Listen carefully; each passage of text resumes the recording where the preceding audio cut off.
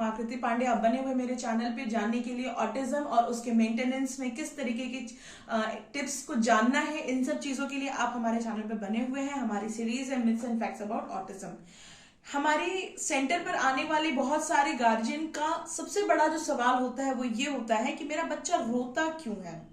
मैं day of psychometry assessment ही लोगों को ये बता देती हूँ कि आपका बच्चा पूरे टाइम 2 साल 3 साल जो भी उसकी एज है वो उस समय तक सिर्फ और सिर्फ आपके पास रहता है, और क्योंकि आपका बच्चा आपके पास ही सोशली इंटरेक्टेड नहीं है, वो सोशली डिसइंटरेक्टेड है, तो वो हमारे पास आकर के डिस्कम्फर्ट फील करता है। बच्चा हमारे पास सेंटर में आकर के क्यों रोता है? क्योंकि हम लोग सेंटर में सारे ही उससे बिल्कुल ही अननोन पर्सन है, हमने से किसी को भी उसने कभी देखा नहीं है, लिहाजन हम उसकी बॉडी को टच कर रहे हैं या किसी भी तरीके की ट्रेनिंग हम उसको देने की कोशिश कर रहे हैं या उसके साथ हम खेलने की कोशिश कर रहे हैं, तो उसको डिस्कम्फर्ट फील होता है। बच्चा जब आपके घर पर रहता है ना, वो फुल्ली ऑटिस्टिक भी रहता है, तो वो इवन अपनी मदर को भी नहीं जानता है।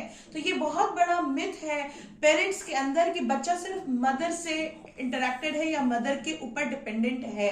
ऐसा बिल्कुल भी नहीं है, क्योंकि मदर जो होती है वो उसकी बातों को समझ लेती है, उसको क्या चाहिए होता है। तो जो भी उसके मूड स्विंग्स होते हैं, जो उसके मूड के डिस्टर्बेंसेस होते हैं, जो उसकी डिमांड्स होती है, वो उसकी मदर को ही समझ में आता है। तो बच्चा बस ये आइडेंटिफाई कर लेता है कि this is the person who is understanding my needs and requirements, तो वो उनकी सारी चीजों को फुलफिल कर देती है। इसलिए बच्चा सिर्फ उसके ऊपर डिपेंडेंट रहता है, उसको ये सेंस बिल्कुल भी नहीं रहता, क्योंकि उसकी इमोशनल डिरेलमेंट्स भी हो जाती है। तो इमोशनल डेवलपमेंट उसके अंदर, बच्चे के अंदर बिल्कुल भी नहीं है, तो वो आपको अपना मदर भी नहीं समझ रहा है। जाहिर सी बात है, जब वो हमारे पास आता है, हमारे पास ट्रेनिंग के लिए 1 घंटे का समय जब रहता है बच्चा, तो उसको फुल 24 आवर्स में बस 1 आवर के लिए हमारे पास आना रहता है। तो वो बिल्कुल ही, क्योंकि यहाँ पे हम सेंटर के अंदर बहुत सारे अननोन भी और भी पेरेंट्स आते हैं जो अपने बच्चों को लेकर के आते हैं, प्लस हमारे एक्सपर्ट्स की टीम होती है, तो इन सबको देख करके बच्चा और ज्यादा एंशियस होता है। वो अपने घर से बाहर निकलता है, वो पूरी सोसाइटी को फेस करते हुए आता है, हमारे सेंटर पर आता है, तो तमाम तरीके की वो हर वक्त वो अननोन लोगों को ही देखता है। तो उन लोगों के अंदर एक फियर और एक एंजाइटी हमेशा बनी रहती है। होता क्या है, फिर धीरे धीरे धीरे धीरे हम आपको भी कुछ ऐसी ट्रेनिंग्स देते हैं, पर यहाँ पे मदद क्या करती है, क्योंकि हम जब भी कोई चीज सिखाते हैं तो उनको लगता है कि मेरा बच्चा है, मेरे बच्चे में तो बड़ी प्रॉब्लम हो जाएगी, मेरा बच्चा आज के जो कंडीशन है, मेंटल कंडीशन है उसकी, वो उससे भी ज्यादा वर्स्ट कंडीशन पे ना पहुंच जाए, तो वो अपना ओवर पैम्परिंग, ओवर ममत्व दिखाने लगती है। ये ममत्व और ओवर पैम्परिंग दिखाने का नतीजा क्या होता है कि एक टाइम के बाद बच्चे को लग जाता है कि इन लोगों, ये जो ट्रेनर्स हैं ये दुश्मन हैं, और वो हम लोगों को विलन की कैटेगरी में देखता है, और बस वो उसको सेवियर देखता है, अपनी मदर को। तो वहां पर ये चीजें हमारे लिए बहुत प्रॉब्लमेटिक हो जाती हैं, और बच्चा लंबे समय तक थेरेपी चलते रहने के बाद भी बच्चा रोता रहता है और हमारे साथ सेटल डाउन नहीं हो पाता है। तो अगर इन सब चीजों को अगर मदर समझ जाएगी, अगर थोड़ा कॉपरेट अगर करेगी, तो बच्चा रोना बंद कर देगा और वो जल्दी जल्दी सेटल डाउन हो जाएगा।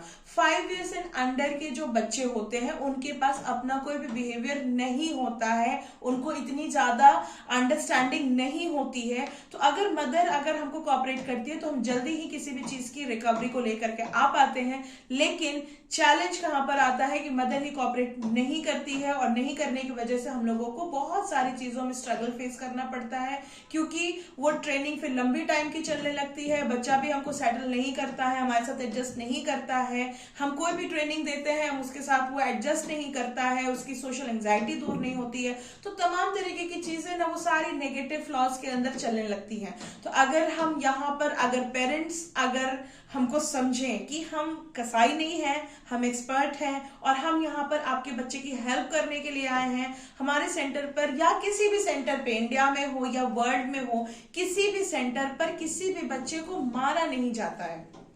तो मार करके हम किसी भी बच्चे को कोई भी चीज नहीं सिखा सकते। अगर हम मारेंगे तो बच्चा हमसे सिर्फ डरेगा।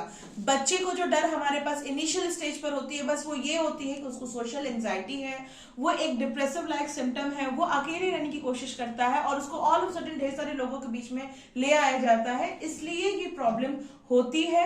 तो आप इस मिथ को दिमाग से बिल्कुल भी निकाल दीजिए कि आपके बच्चे के साथ बहुत कुछ गलत हो रहा है, या कोई भी साइकोथेरेपिस्ट अगर अपनी कोई कोई ट्रेनिंग कर रहा है तो वहां से आपका बच्चा अगर रो रहा है तो उसकी मेंटल स्टेट और भी ज्यादा वर्स्ट कंडीशन में चली जाएगी। ऐसा बिल्कुल भी नहीं होगा। हम जो भी ट्रेनिंग देते हैं हम बिल्कुल ही ट्रेंड है और हमारी जो भी ट्रेनिंग होती है पर्सनलाइज्ड होती है, कस्टमाइज्ड होती है, आपके बच्चे के बिहेवियर के अकॉर्डिंग होती है। आप हम पे ट्रस्ट करिए, जो भी चीजें हैं आप हमसे बातें करिए, आपको बहुत सारी चीजों का सॉल्यूशन मिलेगा। घबराने की और डरने की जरूरत नहीं है। आपके बच्चे को किसी भी तरह का कोई भी हार्म नहीं होगा और ना ही साइको ट्रेनिंग से किसी भी तरीके के कोई हार्म को पहुंचाया जाता है। अगर किसी तरीके का बिहेवियरल ड्रॉबैक आ रहा है थेरेपी की वजह से तो हम उस थेरेपी को ही चेंज कर देते हैं। ये हमारी खुद की अंडरस्टैंडिंग होती है, पेरेंट्स को परेशान होने की जरूरत नहीं होती है। बने रहिए हमारे चैनल के साथ और अपना विश्वास बनाए रखिए। धन्यवाद।